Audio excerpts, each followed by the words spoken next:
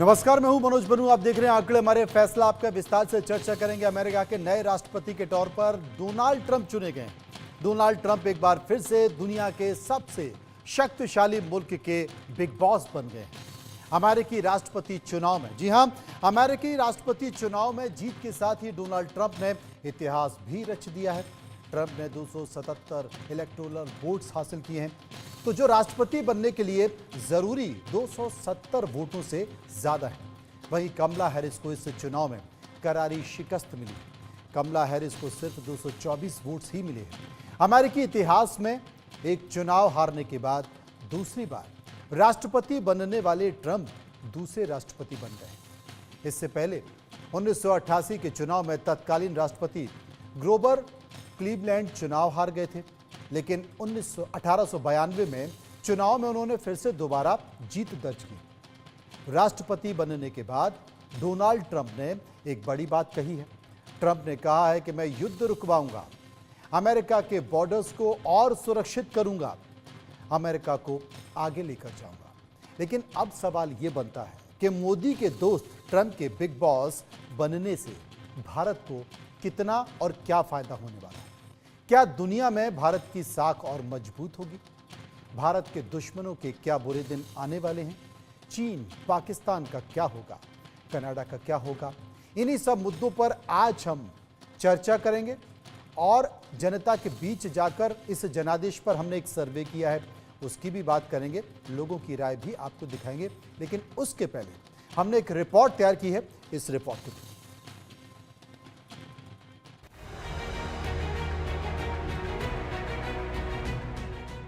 America का अगला boss कौन होगा, इसकी तस्वीर साफ हो गई है। डोनाल्ड ट्रंप दूसरी बार अमेरिका के राष्ट्रपति बनने जा रहे हैं।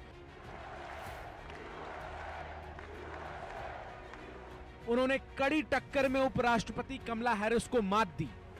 डोनाल्ड ट्रंप ने अपनी जीत को अविश्वसनीय और ऐतिहासिक बताया। उन्होंने वोटर्स का धन्यवाद करते हुए अमेरिका के भविष्य के लिए काम करने की बात कही। Our country has never seen before, nothing like this. I want to thank the American people for the extraordinary honor of being elected your 47th president and your 45th president. And every citizen, I will fight for you, for your family, and your future. Every single day I will be fighting for you, and with every breath in my body, I will not rest until we have delivered the strong, safe, and prosperous America that our children deserve and that you deserve. This will truly be the golden age of America. That's what we have to have. Trump की जीत में सबसे अहम भूमिका swing states की रही। Swing states वो राज्य हैं जो नतीजों को कभी भी पलट देते हैं। यहाँ कांटे की टक्कर रहती है। ये राज्य कभी भी एक ही पार्टी के लिए वोट नहीं करते। एक तरह से आप इन्हें फ्लोटिंग वोट्स की जगह फ्लोटिंग राज्य समझ सकते हैं। दो चुनावी मुद्दे भी इस बार अमेरिका के चुनाव में छाए रहे और हार जीत का कारण बने। इसमें पहला रहा इमिग्रेशन और दूसरा अबॉर्शन। अमेरिकी चुनाव में इमिग्रेशन यानी प्रवासियों का देश में आना एक बड़ा मुद्दा बनकर उभरा। 2000 से 2010 तक अमेरिका में 1.4 करोड़ प्रवासी पहुंचे थे। इनमें से 10 लाख अमेरिका की नागरिकता भी ले चुके हैं। इनमें सबसे ज्यादा चीन, भारत, मेक्सिको और फिलीपींस के लोग थे। दूसरी तरफ देश में अवैध तरीके से दाखिल हुए अप्रवासियों को रोकने के लिए 3200 किलोमीटर लंबे मेक्सिको अमेरिका बॉर्डर पर निगरानी बढ़ा दी गई।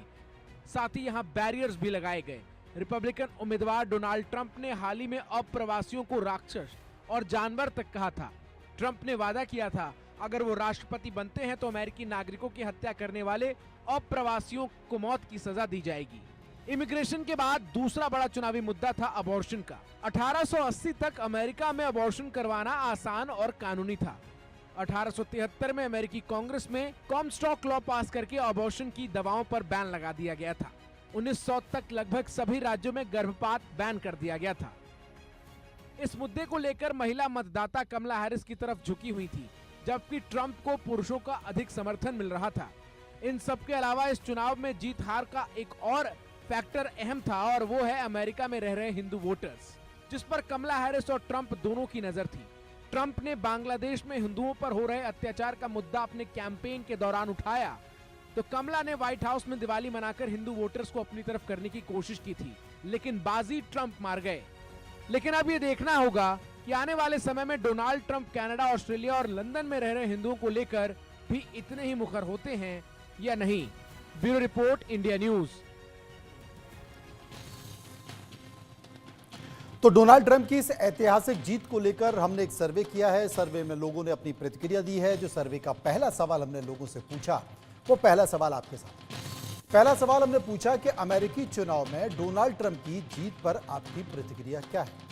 61% लोगों ने कहा कि वो खुश हैं, 16% लोग दुखी थे और 23% लोग इस पर कुछ भी कहना नहीं चाहते थे। सर्वे का एक और सवाल जो हमने लोगों से पूछा, लेकिन उसके पहले हम राय ले लेते हैं कि आखिर हमारे जो गेस्ट हैं वो इस मसले पर क्या कहते हैं। आलोक मेहता जी हैं, इंडिया न्यूज़ के न्यूज़ डायरेक्टर हैं। हमारे साथ संजीव श्रीवास्तव हैं जो कि विदेशी मामलों के जानकार हैं, उनसे हम समझने की कोशिश करेंगे। डॉक्टर सांतेश कुमार हैं, विदेशी मामलों के जानकार। संपत शिवांगी हैं जो कि अध्यक्ष हैं IAFPE के, उनसे हम समझने की कोशिश करेंगे। सबसे पहले आलोक जी से मैं पूछूंगा। आलोक जी, ये जो मास्टर स्ट्रोक ट्रंप ने लगाया है कि द्वितीय विश्व युद्ध के बाद दूसरी बार वो चुनकर आए हैं और ये एक ऐसी शख्सियत है जो कट्टरपंथ के लिए भी जाने जाते रहे हैं। चुनाव प्रचार के दौरान उन पर 2 बार जानलेवा हमले भी हुए, लेकिन वो डरे नहीं।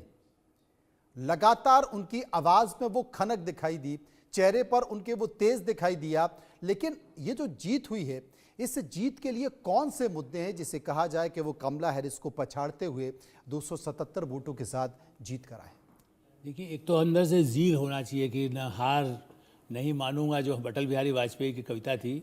मुझे लगता है कि उसको फॉलो करके वो पहले भी मानने को तैयार नहीं थे। 220 में आपको याद है, उनके तो समर्थक घुस गए थे जाकर के पार्लियामेंट में। ऐसी स्थिति में मुझे लगता है कि एक तो अंदर से डिटर्मिनेशन और आर्थिक स्थिति। देखिए, वहाँ सारी दुनिया में अब तो सबकी पहली प्रायोरिटी है कि मुझे क्या मिले। हम जब कहते हैं ना, किसान ये मांग रहा है, वो मजदूर ये मांग रहा है, दुनिया में यही है कि हमें अर्थ को हमें कौन रख सकता है। तो इन्होंने कहा हम इनकम टैक्स कम कर देंगे, हम आपके ही लोगों को देंगे, हम बाहर वालों का रास्ता रोक देंगे, हम अपने ही प्रोडक्ट को आगे बढ़ाएंगे। तो पहला मुद्दा उनका सबसे बड़ा ये, और युद्ध को भी हम रोकेंगे। देखिए, एग्रेसिव, जबकि अपने सर्वे में भी जो मैं इसलिए जोड़ूंगा कि क्यों कहते हैं लोग सर भाई ये बड़ा एग्रेसिव आदमी है, कहीं हमला तो नहीं करेगा। आप याद करें, हमने परमाणु बनाया तो भारत के लिए कहा जाता था कहीं परमाणु फेंक तो नहीं देगा। लेकिन इसलिए कि ऐसी छवि होना अलग बात है। प्रधानमंत्री नरेंद्र मोदी आने के बाद कहीं कोई ऐसा कोई घटना हुई क्या? हमने कहीं कोई अपनी तरफ से आक्रामक नहीं किया। हाँ, जवाब के लिए ट्रंप उससे ज़्यादा एग्रेसिव रहेंगे यदि कोई ज़रूरत हुई। ये विश्वास लोगों को बना है। आप निक्सन और रोनाल्ड रेगन, यदि आप वो याद करें, उस युग में आज का युग लोगों की आर्थिक प्राथमिकता है। अब न ईस्ट वेस्ट ब्लॉक नहीं, रूस के साथ भी संबंध अच्छा रख सके, चीन से टक्कर ले, चूँकि जो बड़ी ताकत आज भी यदि अमेरिका को टक्कर दे रहा है, चीन सबसे बड़ी ताकत है। और इसलिए मुझे लगता है कि इस भरोसे पर भारतीयों की भूमिका, भारत के साथ रिश्तों की भूमिका और भारत की नीति कि युद्ध को कहीं न कहीं कैसे रोका जाए, उसमें रूस के साथ भी ठीक रखें, ये ट्रंप की सफलता का राज मैं मानता हूँ। संजीव श्रीवास्तव विदेशी मामलों के जानकारी हमारे साथ मौजूद हैं। संजीव जी, हमने लोगों की प्रतिक्रिया तो दिखा दी, लेकिन अगर डोनाल्ड ट्रंप जीत कर आए हैं, नरेंद्र मोदी और डोनाल्ड ट्रंप की जो दोस्ती है वो किसी से छुपी नहीं है। और जब पिछला कार्यकाल डोनाल्ड ट्रंप का था तो दोनों की जो जुगलबंदी थी वो भी पूरा देश देखता था। और शायद उस जुगलबंदी के जरिए ही जब नरेंद्र मोदी पहुंचे थे अमेरिका, तो वहां पर जाकर उन्होंने कह भी दिया था कि अब की बार ट्रंप की सरकार। लेकिन इस बार सही, अब अगर दोनों देशों के संबंधों को देखा जाए, दोनों जो 2 बड़ी शक्तियां हैं, अगर उनके अपने व्यक्तिगत रिश्तों को देखा जाए, तो वैश्विक परिप्रेक्ष्य में आप इसे कैसे देखते हैं? देखिए, भारत और अमेरिका, जैसा कि आपने स्वयं कहा कि विश्व के 2 बड़ी शक्तियां हैं और दोनों ही लोकतांत्रिक शक्तियां हैं। विश्व के 2 महान लोकतंत्र हैं और भारत और अमेरिका की ये जो संबंध है, ये जो कॉम्प्रिहेंसिव ग्लोबल स्ट्रेटेजिक पार्टनरशिप है, ये हमारे साझा लोकतांत्रिक मूल्यों और साझा हितों, साझा अवसरों तथा साझा चुनौतियों पर आधारित है। और इन संबंधों की जो नींव है वो इतनी गहरी और मजबूत है कि मेरा ऐसा स्पष्ट रूप से मानना रहा है कि अमेरिका में चाहे अब कोई भी राष्ट्रपति क्यों न बन जाए, किसी भी दल की सरकार क्यों न बने, वो भारत और अमेरिका के संबंधों को ऊंचे स्तर तक ले जाने के लिए ही कार्य करेगा। और यदि आप पिछला इतिहास देखें तो राष्ट्रपति बिल क्लिंटन से जो शुरुआत हुई, जो कि डेमोक्रेटिक पार्टी के थे, उसके बाद जॉर्ज डब्ल्यू बुश रिपब्लिकन थे, बराक ओबामा डेमोक्रेटिक थे, फिर डोनाल्ड ट्रंप की सरकार बनी जो रिपब्लिकन हैं ऑब्वियसली, और उसके बाद जो बाइडेन डेमोक्रेटिक थे। तो उसी तरीके से सभी जो डेमोक्रेटिक या रिपब्लिकन राष्ट्रपतियों ने भारत और अमेरिका के संबंधों को ऊंचे से ऊंचे स्तर तक ले जाने में अपना बेस्ट कंट्रीब्यूशन किया है। और मेरा ऐसा मानना है कि राष्ट्रपति ट्रंप का जब नया कार्यकाल शुरू हो रहा है तो उसमें वो भी भारत और अमेरिका के संबंधों को आगे बढ़ाएंगे, चाहे वो आर्थिक संबंधों के संदर्भ में भी किसी तरीके की चिंता की आवश्यकता नहीं है, क्योंकि वो भारत के साथ उनका मित्रवत संबंध है, प्राइम मिनिस्टर मोदी के साथ गहरी मित्रता है, और भारत विश्व की सबसे तेज गति से बढ़ती हुई अर्थव्यवस्था है। इंडो पैसिफिक रीजन में भारत सबसे बड़ी लोकतांत्रिक महाशक्ति है। चाइना का जो चैलेंज को अगर डील करना है तो उसमें भारत की क्या भूमिका है, उसको भी डोनाल्ड ट्रंप समझते हैं। भारत के साथ जिनका व्यापार बढ़ता है तो अमेरिका की इकोनॉमी को भी लाभ होगा, उसको भी वो ध्यान में रखते हैं। तो ऐसे में विषयों को लेकर के भी जो किसी तरीके की चिंता या आशंका करने की आवश्यकता नहीं है, मैं स्पष्ट रूप से देखता हूं। और उनका जो पूरा अप्रोच रहेगा, चाहे वो सामरिक विषय हो चाहे वो आर्थिक विषय हो, सब पे एक सहयोग का ही रुख रहेगा।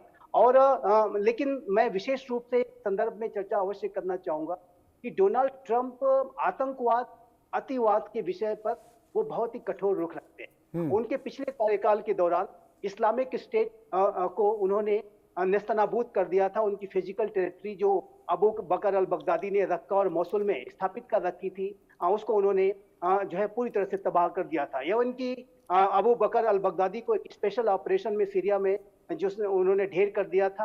साथ ही साथ अफगानिस्तान के नंगरहार प्रोविंस में जो इस्लामिक स्टेट खुरासान ने जो अपना बेस बना रखा था, उस पर सबसे जो शक्तिशाली जो अमेरिका का नॉन न्यूक्लियर वेपन है, mother of all bombs MOAB जिसे कहते हैं, उसको उन्होंने ड्रॉप किया था और उसके माध्यम से भी ISIS को बड़ी क्षति पहुंचाई थी। तो आतंकवाद के मुद्दे पर डोनाल्ड ट्रंप का जो रुख है, जो जितना सख्त रहता है, जाहिर है कि उससे भारत को भी मदद मिलेगी। भारत भी आज भी आतंकवाद की चुनौती, पाकिस्तान प्रायोजित आतंकवाद की चुनौती से जूझ रहा है। इजराइल आतंकवाद के विरुद्ध सबसे बड़ी लड़ाई लड़ रहा है। और ये जो रेडिकल इस्लामिक टेररिज्म का जो खतरा है, उसको डील करने में डोनाल्ड ट्रंप का जो सत्ता में उनकी वापसी एक बड़ी जो है मददगार साबित होगी, ये स्पष्ट रूप से मुझे दिखता है। भारत और अमेरिका के बीच के जो रक्षा, सुरक्षा, काउंटर टेररिज्म और इंटेलिजेंस शेयरिंग का जो कोऑपरेशन है, वो और अधिक गहरा और सशक्त हो सकता है। एक बात मैं और भी ऐड करना चाहूंगा। डोनाल्ड ट्रंप वही राष्ट्रपति हैं कि जो कि पिछले अपने कार्यकाल के दौरान अब्राहम एकॉर्ड्स को लेकर के आए थे। अब्राहम एकॉर्ड्स के माध्यम से जो सभ्यताओं के बीच में संवाद की प्रक्रिया उन्होंने शुरू की थी, ज्यूज, मुस्लिम्स और क्रिश्चियंस के बीच में जो संवाद की प्रक्रिया शुरू की थी, उसी का परिणाम था कि इजराइल की जो नॉर्मलाइजेशन की प्रक्रिया सुन्नी अरब राष्ट्रों के साथ बढ़ी थी। और UAE, बहरीन जैसे राष्ट्रों ने इजराइल को रिकॉग्नाइज कर लिया था, सऊदी अरबिया भी उसे रिकॉग्नाइज करने जा रहा था। और उसी संवाद की प्रक्रिया को तोड़ने के लिए, उसी जो सभ्यताओं के बीच में जो संवाद चल रहा था उसको तोड़ने के लिए हमास जैसे आतंकी संगठन ने, जिसका कि बैकर ईरान है, उन्होंने इजराइल के ऊपर बड़ा हमला कर दिया। तो अब जब डोनाल्ड ट्रंप फिर से सत्ता में आए हैं, तो मेरा ऐसा मानना है कि जहां तक आतंकवाद के विरुद्ध काइनेटिक एक्शन की बात है, तो वो एक्शन तो और तेज होगा, इजराइल और तेज गति से कार्रवाई करेगा। लेकिन जो संवाद की प्रक्रिया है, अब्राहम एकॉर्ड्स को और नॉर्मलाइजेशन की प्रक्रिया को जो आगे बढ़ाने की जो बात है, वो भी अब पटरी पर आएगी। और वो भी पटरी पर आएगी। डॉक्टर शांतेश कुमार हैं, डॉक्टर शांतेश कुमार सिंह इस वक्त हमारे साथ मौजूद हैं, विदेशी मामलों के जानकार हैं। शांतेश जी, अक्सर ये कहा जाता है कि चेहरे भले ही बदल जाएं, लेकिन अमेरिका की विदेश नीति उस तरीके से नहीं बदलती। थोड़ा बहुत फर्क पड़ता होगा, लेकिन जिस तरीके से डोनाल्ड ट्रंप ने कहा है कि मैं युद्ध को बंद कराऊंगा, और पुतिन ने भी इस बात का स्वागत किया है, बहुत गर्मजोशी से उन्होंने अपनी प्रतिक्रिया दी है। क्या आने वाले समय में यूक्रेन और रशिया में जो चल रहा है उस पर भी कुछ असर दिखाई देगा, या विदेश नीति के तौर पर जो चल रहा है वो चलता रहेगा? जी, बिल्कुल, आपका ये सवाल बहुत महत्वपूर्ण है क्योंकि आप देखने की कोशिश करिए उनका जो पुराना कार्यकाल था, जो पहले कार्यकाल था, पहला कार्यकाल डोनाल्ड ट्रंप का था, उसमें आप देखेंगे तो उन्होंने बहुत कुछ ऐसा काम किया जो पूर्ववत उनके जो राष्ट्रपति थे या उनके जो प्रमुख थे अमेरिका के, उनका उनकी पॉलिसीज़ काफ़ी डिफरेंट थी। लेकिन डोनाल्ड ट्रंप ने बहुत कुछ बदल दिया। एक ऐसा पर्सपेक्टिव डेवलप किया कि हर जगह यूएस को इन्वॉल्व होने की ज़रूरत नहीं है। आप देखिए जितने मल्टीलेटरल ऑर्गेनाइजेशंस थे, धीरे-धीरे उससे अपने आप को अलग करने की कोशिश कर रहे थे। बेसिकली तब जब उनको लगता था इनको राष्ट्रीय हितों की पूर्ति नहीं हो रही है बल्कि नुकसान हो रहा है। आप जब इस बात में बार-बार कहते हैं कहीं हम इन्वॉल्व होते हैं, हमारे राष्ट्रीय हित पूरे नहीं हो रहे हैं और तो उसका कोई मतलब नहीं है। डोनाल्ड ट्रंप का बहुत स्पष्ट इस पे शुरू से मत रहा है कि हमें अंतर्राष्ट्रीय मामलों में अपने ऐसे मामलों में दूरी बना के रखना है जो हम जिससे हमें नुकसान होता हो, जो हमें नुकसान पहुँचाते हों। आप देखिए रसिया और यूक्रेन वॉर में अमेरिका को क्या मिला? कुछ नहीं मिला। अमेरिका लगातार सपोर्ट करता जा रहा है जिस तरह से आप देखिए बाइडेन कार्यकाल में जिस तरह सपोर्ट हुआ चाहे आर्म्स का ले लीजिए चाहे उनको $1 मिलियन का जितना असिस्टेंस रहा अभी भी उसके बावजूद भी यूक्रेन बार बार ये कहता रहता है कि हमें उस तरह का सहयोग नहीं मिल रहा है जितने की अपेक्षा थी तो कहने का मतलब ऐसी परिस्थिति में डोनाल्ड ट्रंप का पोजीशन बहुत क्लियर रहता है कि भाई हमें कुछ नहीं मिल रहा हमें सिर्फ आलोचना झेलना पड़ रहा है तो ऐसी परिस्थिति से अपने आप को बचा के रखना है अपने राष्ट्र को आगे ले जाना है तो कहीं न कहीं उनका सिंपल सा मतलब है कि अंतर्राष्ट्रीय परिदृश्य में हमें वही मूव करना जहां से हमें फायदा हो चाहे वो चाइना का विरोध करके फायदा हो रहा था और निश्चित रूप से हम डोनाल्ड ट्रंप हमेशा से चाइना को अपना सबसे बड़ा काउंटर पार्ट मानते हैं आप देखिए जब भी इसी कारण शायद उनका इंक्लेशन टुवर्ड्स इंडिया ज्यादा होता है भारत के साथ ज्यादा क्लोजली काम करने में अपने आप कंफर्टेबल फील करते हैं कंफर्ट फील करते हैं तो ऐसी परिस्थिति में आप देखेंगे भारत के लिए बहुत हितकारी होने वाला है और निश्चित रूप से डोनाल्ड ट्रंप ये कोशिश करेंगे चाहे वो इजराइल का वार हो चाहे वो यूक्रेन रसिया का वार हो हर जगह इस तरह वार को रोकने की पूरी कोशिश करेंगे हाँ निश्चित रूप से जब बहुत कहते हैं कि आप कुछ पॉलिसीज में बहुत डिटर्मिनेंट होते हैं तो निश्चित रूप से कई बार आप बहुत एग्रेसिवली एक्शन भी लेते हैं अगर उनको किसी मुद्दे पे लगेगा कि ईरान ज्यादा कुछ गलत कर रहा है या लेबनान कुछ गलत कर रहा है यमन गलत कर रहा है या उनकी बात नहीं मान रहा तो निश्चित रूप हो सकता है कि इजराइल को ज्यादा सपोर्ट भी दे जैसा आपने बताया कि अभी एक बहुत महत्वपूर्ण मुद्दा संजीव जी भी तो बता रहे थे कि वो रेडिकलिज्म हो गया फंडामेंटलिज्म हो गया टेररिज्म हो गया ऐसे मुद्दों को टॉलरेट नहीं करना चाहते हैं तो वो चीज हमारे पक्ष में भी है आप ये देखिए जिस तरह से कनाडा और भारत के संबंधों में गिरावट आई है क्योंकि खालिस्तान का मुद्दा आप देख ले उठाया जी जी तो दो उन्होंने चुनाव के समय खालिस्तान मुद्दा नहीं एक बार भी प्रचार में मेंशन नहीं किया लेकिन उन्होंने जरूर बोला कि हम प्राइम मिनिस्टर नरेंद्र मोदी के साथ बहुत क्लोजली काम करेंगे और निश्चित दिवाली के दिन का जो उनका ट्वीट था वो बहुत बड़ा मैसेज है मैं आप बता रहा हूं एक प्रोस्पेक्टिव प्रेसिडेंट कैंडिडेट है प्रेसिडेंशियल कैंडिडेट है जो मैसेज करते हैं ट्वीट करते हैं पूरी दुनिया को बताते हैं कि how much he is concern for Hindus no Hindus across globe आप अब बांग्लादेश की बात करते हैं उस बांग्लादेश की बात करते हैं जहां डीप स्टेट आप देखिए यूएस डीप स्टेट कितना इन्वॉल्व था किस तरह से वो यूएस का एक बड़ा निगेटिव इमेज बना वहां बांग्लादेश घटनाक्रम में आज भी वहां हिंदू सताए जा रहे हैं उनका शोषण हो रहा है उस पर वो मुखर होकर बोलते हैं कि इस तरह के जो माइनॉरिटीज है दुनिया भर में उनके राइट्स के प्रोटेक्ट करने के लिए हमें आगे आना चाहिए यहाँ दोगलापन नहीं होना चाहिए कि एक पक्ष हम सपोर्ट करते हैं दूसरे पक्ष हम विरोध करते हैं एक जगह बोलेंगे नहीं सही दूसरे जगह करते हैं नहीं गलत है तो ये जो अच्छे और बुरे की बात है गुड तालिबान और बैड तालिबान जैसा कॉन्सेप्ट है वो डोनाल्ड ट्रंप अपने आप को निश्चित से बचाने की कोशिश करेंगे और कोशिश करेंगे कि अपने आप को ऐसी घटनाक्रम से दूर रखा जाए इस चुनाव में और इस प्रचार में उन्होंने बहुत सारे संकेत भी दिए हैं सर्वे के कुछ और सवाल हैं उन सवालों को ले लेते हैं सर्वे का एक और सवाल जो हमने पूछा था कि क्या डोनाल्ड ट्रंप की जीत से रिश्ते और सुधरेंगे भारत और अमेरिका के 78% लोगों ने कहा कि बिल्कुल सुधरेंगे 14% लोगों ने कहा नहीं सुधरेंगे और 8% लोग इस पर कुछ भी कहना नहीं चाहते थे सर्वे का एक और सवाल जो हमने लोगों से पूछा कि हिंदू कार्ड ट्रंप को मोदी और भारत के करीब ला पाएगा 85% लोगों ने कहा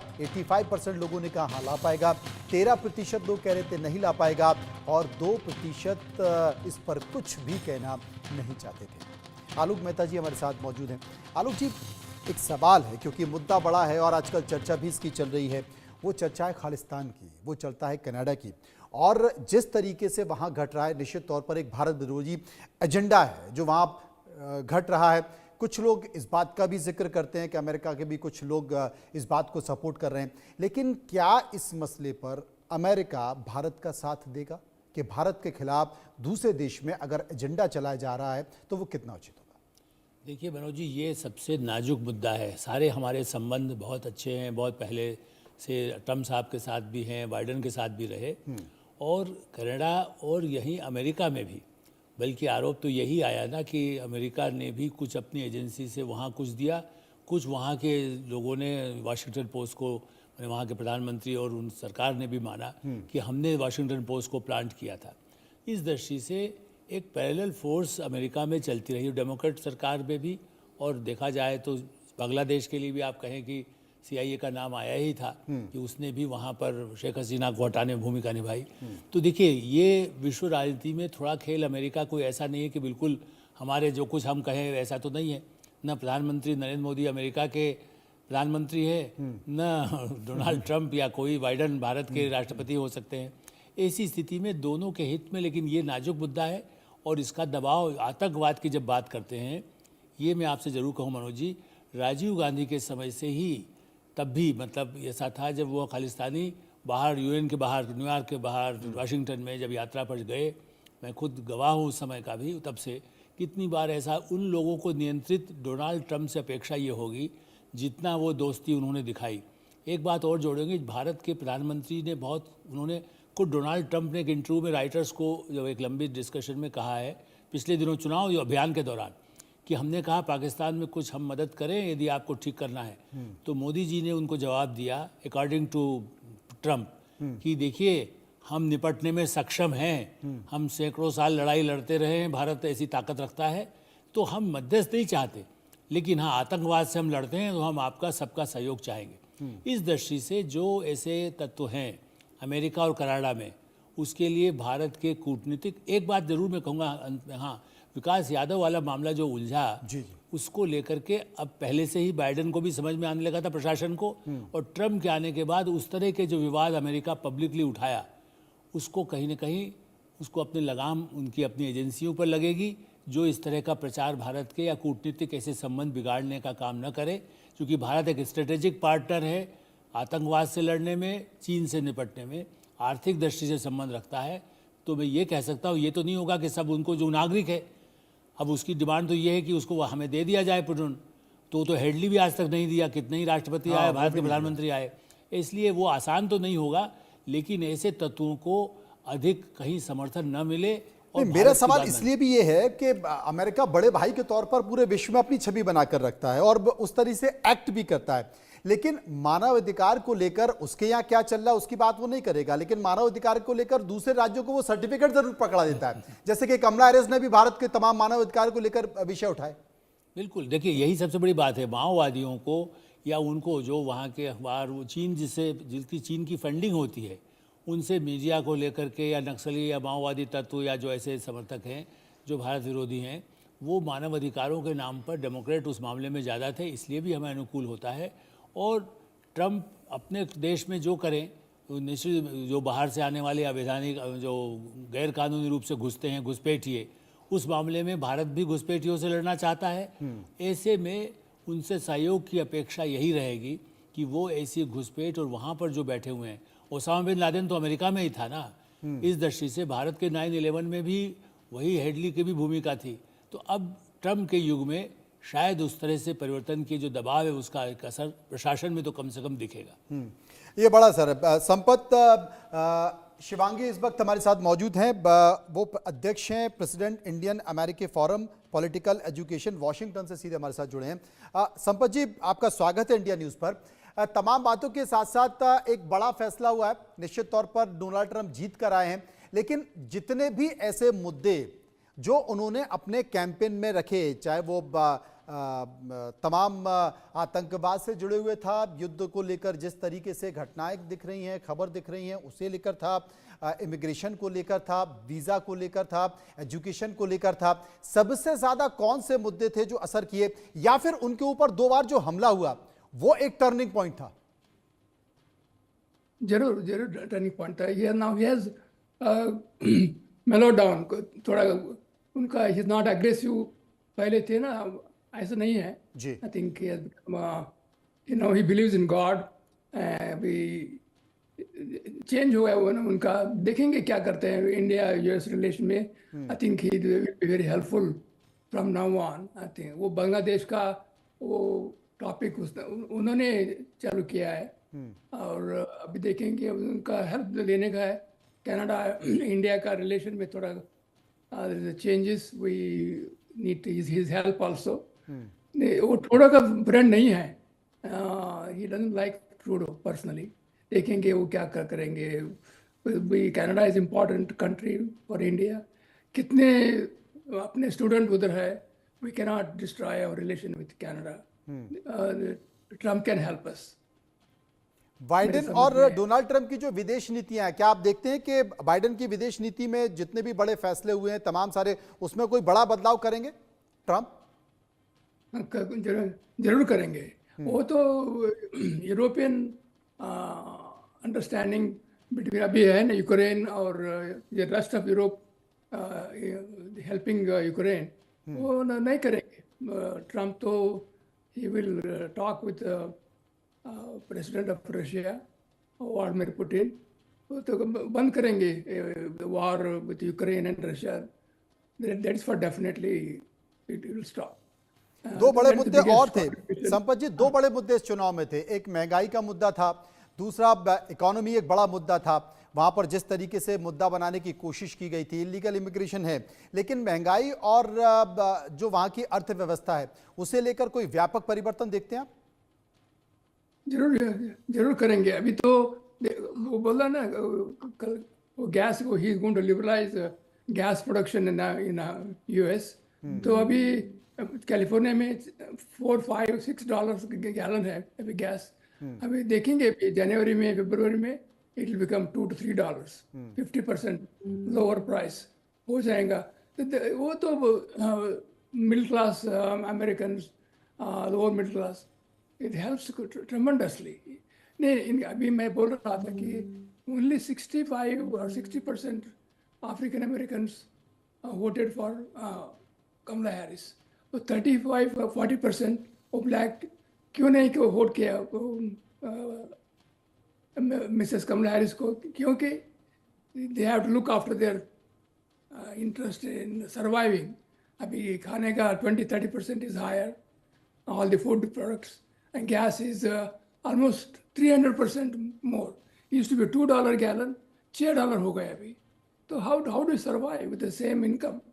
तो I think वो तो जरूर even African American felt it. ये तो बड़ा they didn't ये vote. बड़ी बड़ी चीज है। संजीव श्रीवास्तव जी, चुनाव कहीं के भी हों, चाहे वो झारखंड के हों, महाराष्ट्र के हों, अमेरिका के हों, कुछ मुद्दे सामान्य तौर पर देखे जा रहे हैं। बेरोजगारी है, महंगाई है, अर्थव्यवस्था है, विदेशी घुसपैठ है, ये तमाम मुद्दे बड़े कॉमन मुद्दे हैं।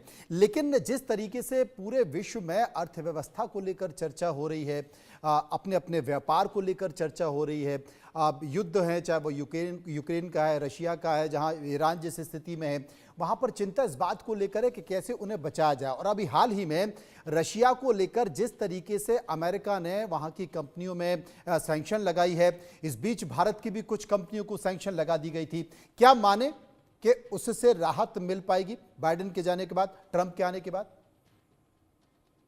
देखिए, मेरा ऐसा मानना है, मेरे असेसमेंट के मुताबिक president Donald Trump Russia Ukraine युद्ध के संदर्भ में जो उनका जो रुख है वो कंस्ट्रक्टिव है। वो जाहिर है कि वो युद्ध को समाप्त कराना चाहते हैं, वो इस युद्ध को कंटिन्यू नहीं रखना चाहते। और उसका पीछे उसको तर्क भी वो देते हैं कि अमेरिका को अपने टैक्स पेयर्स के जो पैसे हैं यूक्रेन को क्यों लगातार अनएंडिंग तरीके से देने चाहिए। ये जो पैसे हैं अमेरिका के अगर लोगों के लिए इस्तेमाल हो तो इससे अमेरिका के लोगों को फायदा होगा। दूसरा, वो ये भी कहते हैं, जो कि एक मानवीय पहलू है, कि रशिया यूक्रेन युद्ध में हजारों और की संख्या में जो लोग मारे गए हैं, सैनिक मारे गए हैं, और वो भी समाप्त होना चाहिए। तो ये जो उनका जो अप्रोच है वो एक कंस्ट्रक्टिव अप्रोच है। और मेरा ऐसा मानना है कि वो अब आने वाले समय में जब अपना कार्यकाल शुरू करेंगे तो वो रशिया यूक्रेन के बीच में संवाद को स्थापित करने के लिए अपना पूरा प्रयास करेंगे। और चूंकि अमेरिका जब संवाद की बात करेगा तो यूक्रेन उसको इग्नोर नहीं कर सकता। और रशिया, जाहिर है कि राष्ट्रपति डोनाल्ड ट्रंप ये कहते हैं कि प्रेसिडेंट पुतिन से उनकी एक मित्रतापूर्ण जो संबंध भी है, वो इस तरीके की बातें भी करते हैं। तो अपने जो व्यक्तिगत जो उनके इंटरेक्शंस प्रेसिडेंट पुतिन के साथ रहे हैं उसका भी इस्तेमाल करते हुए, जो चैनल ऑफ कम्युनिकेशन का इस्तेमाल करते हुए वो इस पूरे संवाद की प्रक्रिया को स्टार्ट करने की कोशिश करेंगे। और जो कि पूरे विश्व के लिए मैं कहूंगा कि बहुत ही सकारात्मक घटनाक्रम होगा, क्योंकि भारत भी डे वन से हमारे प्रधानमंत्री श्री नरेंद्र मोदी इस बात को कहते रहे हैं कि रशिया यूक्रेन के युद्ध का जो कोई भी अगर समाधान हो सकता है तो वो सिर्फ और सिर्फ नेगोशिएटिंग टेबल पर हो सकता है। संवाद ही इस समस्या का समाधान है। और भारत के ये जो विचार है, और जाहिर है कि जब प्राइम मिनिस्टर मोदी के जो वर्ड्स ऑफ विजडम कि ये युग युद्ध का युग नहीं है, इसी तरीके के विचार डोनाल्ड ट्रंप के भी हैं। वो भी युद्धों को शांत कराना चाहते हैं। उन्होंने कहा है कि महायुद्ध वो रोक देंगे। और जाहिर है कि अगर मैं मिडिल ईस्ट के संदर्भ में अगर बात करूं, तो ये जो आतंकी संगठन है, अब वो इस भारी दबाव में होंगे कि एक तरफ इजराइल में बेंजामिन नेतन्याहू हैं और वहीं व्हाइट हाउस में डोनाल्ड ट्रंप हैं, जो कि आतंकवाद के विरुद्ध बहुत सख्त रुख रखते हैं।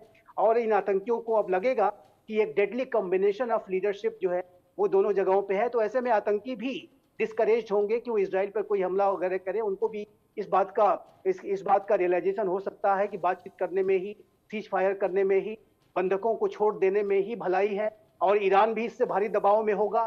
तो मेरा ऐसा मानना है कि डोनाल्ड ट्रंप का सत्ता में वापसी करना पूरे विश्व में एक शांति, सुरक्षा, स्थिरता के जो वातावरण को बना सकता है। और निसंदेह ये बाइडेन एडमिनिस्ट्रेशन की तुलना में एक बड़ा परिवर्तन होगा और पूरा विश्व इसकी अपेक्षा भी कर रहा था कि इस तरीके का एक शुभ शुरुआत अवश्य हो। तो मेरा ऐसा मानना है कि राष्ट्रपति डोनाल्ड ट्रंप का जीतना पूरे अंतर्राष्ट्रीय राजनीति के लिए एक शुभ संकेत है, एक शुभ शुरुआत है। अब ये और जाहिर है कि जब वो अपने कार्यकाल में, जैसा कि वो कह रहे हैं कि वो 2.5 महीने तक वेट नहीं करेंगे। अमेरिका के राष्ट्रपति अपना कार्यकाल 20 जनवरी से शुरू करते हैं, लेकिन उन्होंने रशिया यूक्रेन के युद्ध के संदर्भ में उन्होंने ये दावा किया है कि पहले ही से उस वातावरण संवाद की प्रक्रिया को शुरू कराने के लिए काम शुरू कर देंगे। तो अब ये आने वाले जो दिन है, क्योंकि काफी उत्साहित भी नजर आते हैं, काफी उत्साहित नजर आते हैं और इस बार वो बेहतर संकेत देंगे। जैसा कि संपत जी ने भी कहा कि इस बार ट्रंप कुछ बदले से नजर आए। उन्होंने काफी कुछ हद तक उन्होंने अपने आप को बदला है। आलोक जी,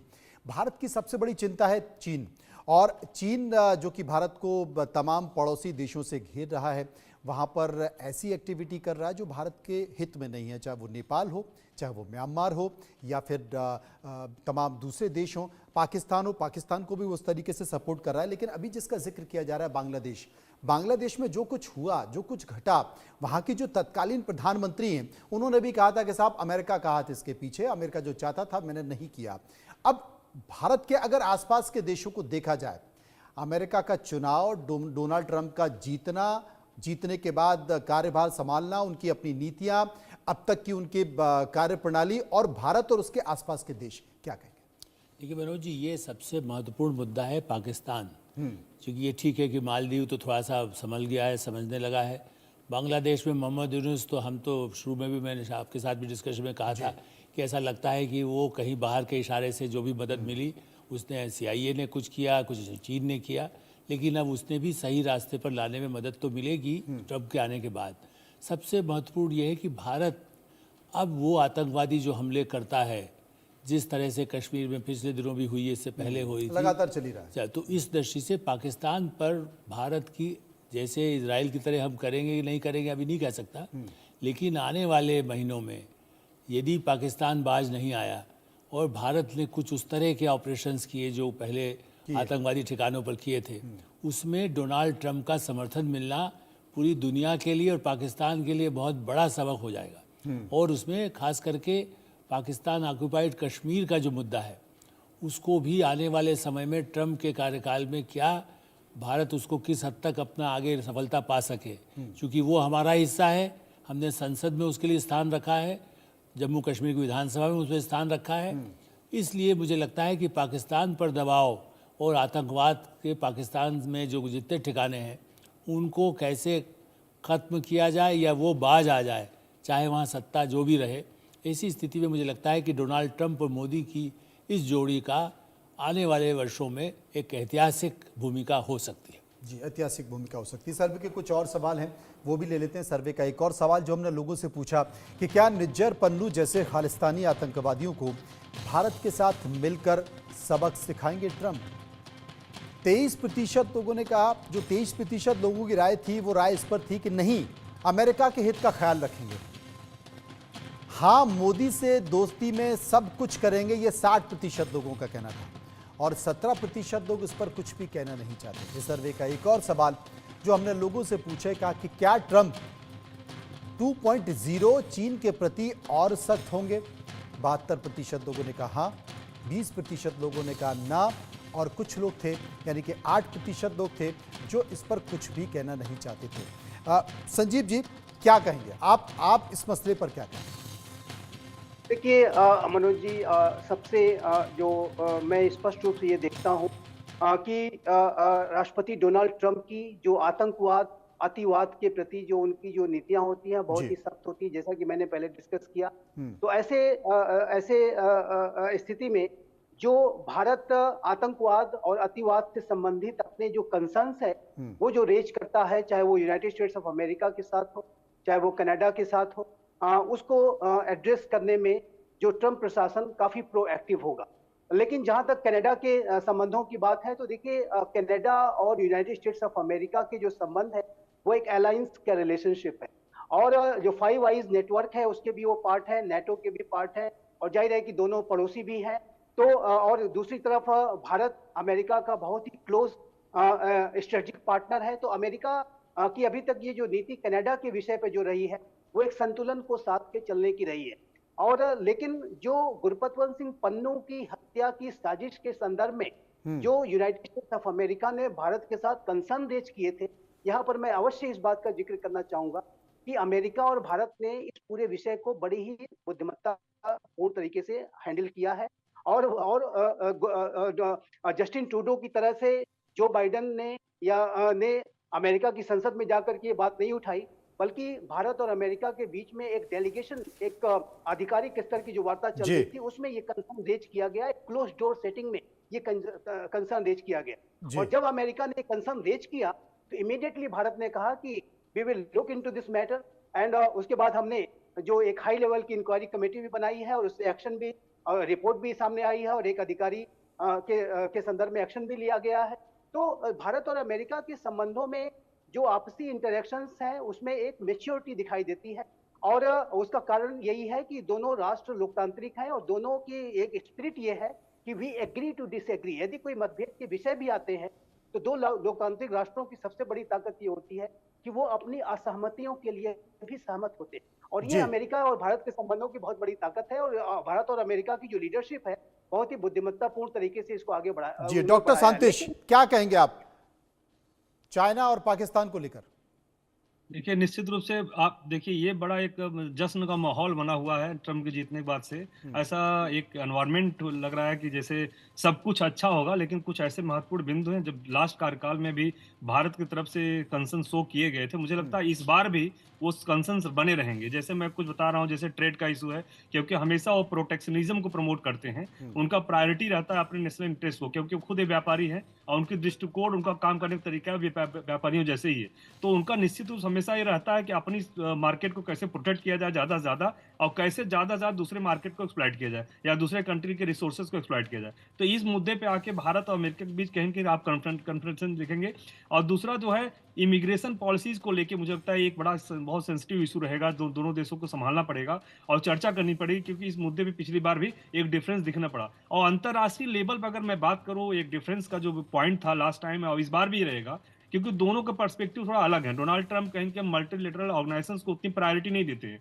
आप WHO को देख लीजिए, कोविड-19 क्राइसिस समय कैसे किस तरह से इग्नोर कर दिए, और यूएन को भी कई बार ऐसा स्टेटमेंट पास करते जिससे लगता था यूएन कोई रिलेवेंस नहीं है।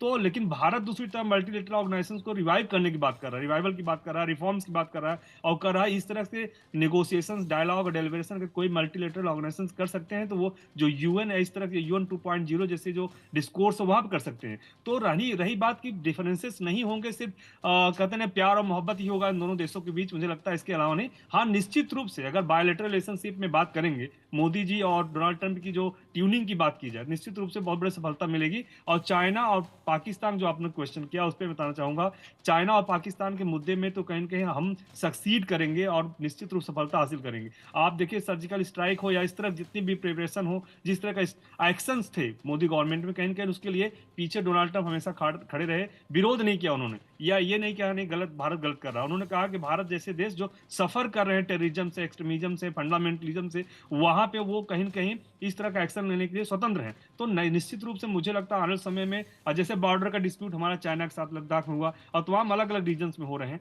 जैसे अरुणाचल प्रदेश में हो रहा है, तो कहने का मतलब इस तरह की मुद्दों पर कहीं कि हमें अमेरिका का सपोर्ट मिलेगा, डोनाल्ड ट्रंप ओपनली सपोर्ट करेंगे और निश्चित रूप से इसके लिए हमें एक संबल मिलेगा जिससे हम अपनी नीतियों को इस पूरे रीजन में लागू कर सकते हैं। जी, आप अब एक चीज और देखते हैं कि देखिए क्या वाकई कि जितने ओपनली Asian सपोर्ट countries हैं, करते हैं कि नहीं करते। सर्वे के कुछ और सवाल है वो ले लेते हैं। एक और सवाल जो सर्वे का हमने लोगों से पूछा कि अमेरिका में ट्रंप सरकार आने से भारत को क्या फायदा होगा। इमिग्रेशन, H1B वीजा 14% लोगों ने कहा, 32% लोगों ने कहा इकोनॉमिक, ट्रेड और पॉलिसीज को लेकर, 43% लोग रक्षा और सुरक्षा की बात कर रहे थे और 11% कुछ भी कहना नहीं चाहते थे। सर्वे का एक और सवाल, अंतिम सवाल, कि क्या मोदी ट्रंप की जोड़ी रूस से यूक्रेन युद्ध रुकवा सकती है। 73% लोगों ने कहा बिल्कुल रुकवा सकती है और 20% लोग कह रहे थे नहीं रुकवा सकती। 7% लोग इस पर कुछ भी कहना नहीं चाहते थे।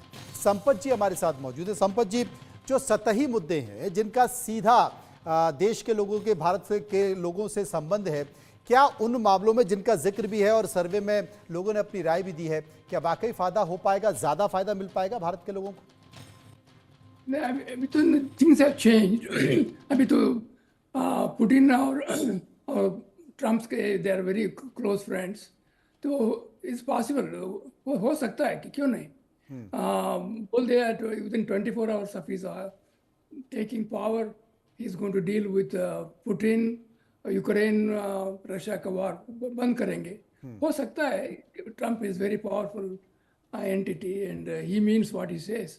सेकंड थिंग, अभी अकॉर्डिंग टू मी अभी इन भारत को you have to use his good office दो चीज़ में। एक Bangladesh, because hundreds of Hindus are being killed in Bangladesh. तो one sentence, one word from President, would-be President Trump will help to calm the waters of Bangladesh. थोड़ा हिंदू को relief मिलेगा। I think we must make use of his power, his determination in favor of India. We must use that. So second है ना, अभी the biggest problem अभी हो गया Canada और इंडिया का टेम्पल रिलेशन में। आई थिंक मैं बोल रहा था कि बाइडेन और ट्रम्प और Trudeau, they are not the best friends, उनका कुछ जमता नहीं है। I think we must make use of president Trump to calm down Canada, specially in Nijjar case. I think we should have a close relations with Canada. Canada में so many hundreds thousands of students India का है, so many citizens hai. We cannot discard Canada. We have to live with Canada. So we have to take help of President Trump to cool down Trudeau. Trudeau का भी last 3 months है, फिर भी we have to make sure that the Hindus in Canada are safe or non-Sikhs are safe in Canada. And the US. The Pannus, is a big issue as far as Biden administration is concerned. मुझे लगता है Trump उतना seriously नहीं लेंगे। It will be divide of Pannus Alok ji, issue. आप सहमत हैं संपत जी की बात से? देखिए, इसमें कोई शक नहीं कि आर्थिक चूंकि प्राथमिकता उनकी होगी और इसलिए भारत के साथ जो भारत की कुछ ऐसी जो बातें हैं, लेकिन जैसे आपने शुरू में जो अपने सवाल में भी जो उठाया कि H-1B वीज़ा वाला जो मुद्दा है, इमिग्रेशन के मुद्दे में, वो चूँकि बहुत कठोर हैं। मैक्सिको की बॉर्डर से अवैध रूप से आने वालों में भारत भी ये कहता है कि अवैध रूप से जो हमारे यहाँ आते हैं आप उसको निकालें, लेकिन हाँ, जो लोग परिवार वहाँ पर हैं, जो वहाँ की इकनॉमी में बड़ी महत्वपूर्ण भूमिका निभा रहे हैं, या आगे भी जो वीज़ा देने का कंपनियों का काम है, आप जानते हैं 70 अरब रुपया, मतलब एक तरह से 7 अरब जो है रुपया, उतना हमारा उनके साथ बिजनेस जब चलता है, ऐसी स्थिति में उन कंपनियों का जो इसमें है, उन कंपनियों को ऐसे कर्मचारियों की ज़रूरत होती है वहाँ पर। उसके लिए यदि कोई प्रतिबंध लगाते हैं तो उसमें कुछ ढील कहने को बोलेंगे। जैसे सारी दुनिया के लिए यदि सामान लाने पर रोक लगाएं तो समझ में आता है, उसमें तो भारत उन पर कोई अंकुश लगाएं या टैक्स लगाएं तब तो भारत प्रभावित होगा। लेकिन पहले भी ट्रम्प अपने काल में ऐसे कुछ निर्णय करते थे, लेकिन भारत पर अपने दबाव बनने के बाद उसमें ढील हो जाती थी। तो इसलिए हाँ, केवल कुछ खास भारत के खिलाफ ज़्यादा नहीं होगा, लेकिन चीन को यदि नियंत्रित करना है, चीन के सामान को कम करना है। लेकिन भारत और अमेरिका तब भी चीन के साथ व्यापार जारी रखेंगे। इसीलिए शी जिनपिंग ने भारत से सीमा से अपने को पीछे किया है। ऐसी स्थिति में मेरा ऐसा विश्वास है कि भारत, चूँकि रूस के साथ भी संबंध है और रूस और चीन भी एक अपने आप में पार्टनर है। देखिए, अमेरिका के साथ दोस्ती है पर्सनल लेवल पर ट्रम्प पुतिन, लेकिन बड़े विश्व राजनीति में रूस, और इसलिए तो रूस ये चाहता है कि पुतिन, शी जिनपिंग और नरेंद्र मोदी, हम तीनों मिलकर के अमेरिका को भी उतना ताकतवर न होने दें जो पहले कभी था। इस दृष्टि से उस कूटनीति में ट्रम्प और भारत को ही ज़्यादा मानेगा और भारत पर उस तरह के कोई प्रतिबंध नहीं लगाएंगे। ये उस तरीके से प्रतिबंध नहीं लगेंगे। संजीव जी, भारत की एक अपनी डिप्लोमेसी है, अपनी कूटनीति है, और भारत हमेशा एक संतुलित डिप्लोमेसी के तौर पर चल रहा है, मतलब ना काहू से दोस्ती और ना काहू से बैर जैसी स्थिति को अपना रहा है। और शायद यही कारण है कि भारत को सब लोग स्वीकार भी कर रहे हैं, भले ही एक दूसरे से चिढ़ रहे हो, एक दूसरे से लड़ रहे हो, लेकिन भारत, हर राष्ट्र ये चाहता है कि यार भारत का साथ देना चाहिए। और जिसका जिक्र आलोक जी कर रहे हैं कि शायद वही अंतर्राष्ट्रीय स्तर पर दबाव है, अंतर्राष्ट्रीय मंचों पर भारत की उपस्थिति है कि आज जो डैमचौक में हुआ कि वहाँ की सीमाओं पर हुआ कि चीन को भी पीछे हटना पड़ा और पेट्रोलिंग शुरू हो गई। तो क्या आप मानते हैं कि भारत इस अपनी डिप्लोमेसी को संतुलित जो बनाए रखा है उसको आगे बढ़ के चलेगा? जी जी, देखिए, भारत की जो डिप्लोमेसी है, विदेश नीति है, प्राइम मिनिस्टर मोदी के नेतृत्व में, वो विवेकपूर्ण है, बुद्धिमत्तापूर्ण है, जिम्मेदारी भरी है, वसुधैव कुटुंबकम की भावना के साथ चलती है, one family one earth one future की भावना के साथ चलती है। तो इस तरीके की जो वर्ड्स ऑफ जो विजडम और विजनरी अप्रोच के साथ प्राइम मिनिस्टर मोदी के नेतृत्व की जो विदेश नीति है, उसकी हर जगह सराहना होती है। और प्राइम मिनिस्टर मोदी के जो वर्ड्स ऑफ विजडम रहे, ये युग युद्ध का युग नहीं है, उन्होंने सीधी सीधी ये बात जो है राष्ट्रपति पुतिन से समरकंद उज्बेकिस्तान में कही। अभी वो जो यूक्रेन की यात्रा पर भी गए, अमेरिका की यात्रा पर भी गए, और लगातार, और भारत ने एक महासम्मेलन भी G20 का आयोजित किया था। तो भारत का जो सम्मान है, जो वैश्विक प्रभाव है, वो लगातार बढ़ रहा है, मजबूत हो रहा है। राष्ट्रपति ट्रंप इस बात को जानते हैं, और राष्ट्रपति ट्रंप जो है भारत के प्रति एक विशिष्ट व्यवहार रखेंगे। यदि कोई ऐसे इनिशिएटिव वो लेते हैं, जैसा कि उन्होंने काटसा जैसा एक कानून था, उसमें जाहिर है कि भारत के संदर्भ में उन्होंने कोई कार्रवाई इस तरह की नहीं की, कोई सेकेंडरी सैंक्शन इत्यादि के संदर्भ में कोई स्टेप नहीं लिए, जबकि भारत ने रशिया से S-400 जैसे एक बहुत ही एडवांस एयर डिफेंस सिस्टम को खरीदा। उसके बावजूद भी उन्होंने इस तरीके के विषयों पर कोई जो है ज्यादा बड़ा कठोर रुख नहीं अपनाया और भारत को वेवर दिया। और भारत को जो वेव करना, भारत के साथ एक विशिष्ट व्यवहार करना, ये अमेरिका के सभी राष्ट्रपति करते रहे हैं। डोनाल्ड ट्रंप भी अपने पिछले कार्यकाल के दौरान उन्होंने ये दर्शाया है। और मेरा ऐसा मानना है कि भारत की जो अमेरिका के साथ जो साझा लोकतांत्रिक मूल्यों की जो गहरी जो पार्टनरशिप है, जो उसके आधार पर, और साथ ही साथ भारत का जो इंडो पैसिफिक रीजन में महत्व है, भारत का जो वैश्विक महत्व है, भारत जाहिर है कि विश्व का सबसे बड़ा लोकतांत्रिक राष्ट्र है, विश्व की सबसे तेज गति से बढ़ती हुई अर्थव्यवस्था है। तो भारत का जो पूरा एक जो वर्तमान समय में पूरा स्वरूप उभर के सामने आया है, उसका जो सम्मान है वो राष्ट्रपति ट्रंप भी अवश्य करेंगे। और जैसा कि आपने जिक्र किया कि मेरा ऐसा मानना है कि चाइना जैसा राष्ट्र यदि आज इस बात के लिए मजबूर हुआ है कि उसने अपने कदम पीछे हटाए हैं, तो ये भारत की जो वैश्विक शक्ति, जो भारत की आंतरिक शक्ति की वजह से ऐसा हुआ है, भारत की पोजीशन ऑफ स्ट्रेंथ के साथ ही ऐसा हुआ है। तो चाहे वो भारत के एडवर्सरीज हों या चाहे भारत के जो मित्र हों, सभी के ऊपर भारत की जो ये बढ़ती हुई जो आंतरिक ताकत है, जो भारत का जो बढ़ता हुआ कॉम्प्रहेंसिव नेशनल पावर है, उसका प्रभाव पड़ता है। और जाहिर है कि इससे भारत को तो लाभ होता ही होता है। मैं एक बात अवश्य अंत में कहूंगा कि इससे न सिर्फ भारत को लाभ होता है, बल्कि पूरे विश्व में शांति, सुरक्षा, स्थिरता, संपन्नता को बनाए रखने में, एक रूल्स बेस्ड ऑर्डर को भी बनाए रखने में मदद मिलती है। और इसी वजह से आज भारत से पूरे विश्व की जो अपेक्षाएं हैं बहुत बढ़ी हैं, लेकिन निश्चित तौर पर बढ़ गई हैं। डॉक्टर शांतेश कुमार मेरे साथ मौजूद है। डॉक्टर शांतेश, कमला हैरिस से ज्यादा डोनाल्ड ट्रंप चुनकर आए हैं। निश्चित तौर पर भारत में भी वो पॉजिटिव, सकारात्मक उत्साह देखा जा रहा है, लेकिन एक बार जीते और फिर उसके बाद हारे और दोबारा से जीतने के बाद ऐसा तो नहीं कि भारत भी डोनाल्ड ट्रंप से कुछ ज्यादा उम्मीदें रख रहा है और बाद में उसे निराशा हाथ लगे? निश्चित रूप से देखिए, एक बात आपको मानना पड़ेगा, ये आप मतलब ऐसा नहीं कि मैं विदाउट फैक्ट बोल रहा हूँ कि डोनाल्ड ट्रंप की पर्सनालिटी बहुत अनसर्टेन है। वो बहुत बार ऐसा कुछ दिखते हैं और अचानक करते कुछ और हैं। आप बहुत सारे घटनाक्रम आप देख सकते हैं, ऐसा एक नहीं, लास्ट कार्यकाल में ऐसा उन्होंने बहुत कुछ किया।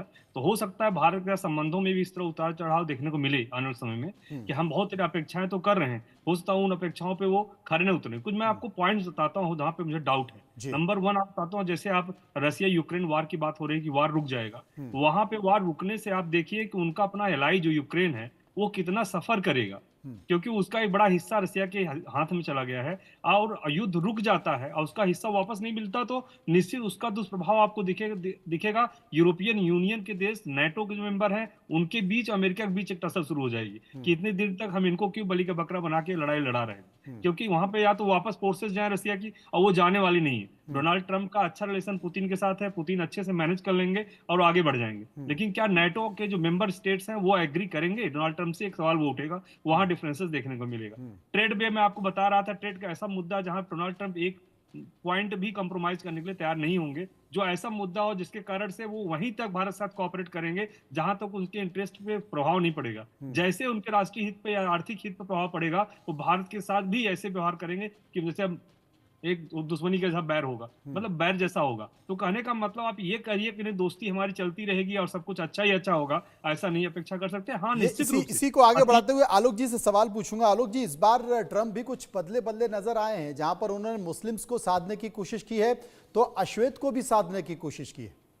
देखिए, यही नहीं, और दूसरा देखा जाए मुस्लिम इसलिए कि मुस्लिम वोट भी उनको मिला है। सऊदी अरब के साथ आप याद करिए, पहले भी उन्होंने संबंध अपने सुधारे और उसके साथ संबंध रखे हैं।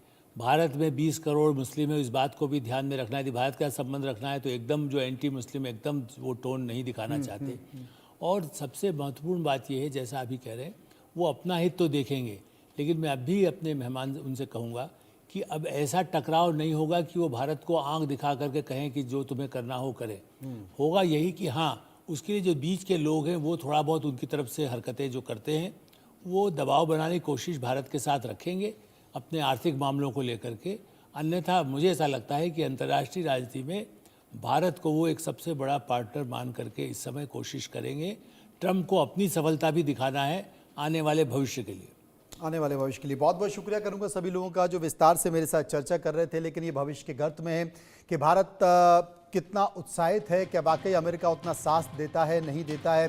तमाम अंतर्राष्ट्रीय मंचों पर भारत के साथ अमेरिका उस तरीके से खड़ा होता है या नहीं होता है, इसके लिए सभी को इंतजार करना पड़ेगा। बहुत बहुत शुक्रिया। फिलहाल खबरों के सफर में बाकी खबरों के लिए आप चलते रहिए इंडिया न्यूज के साथ। मुझे दीजिए इजाजत।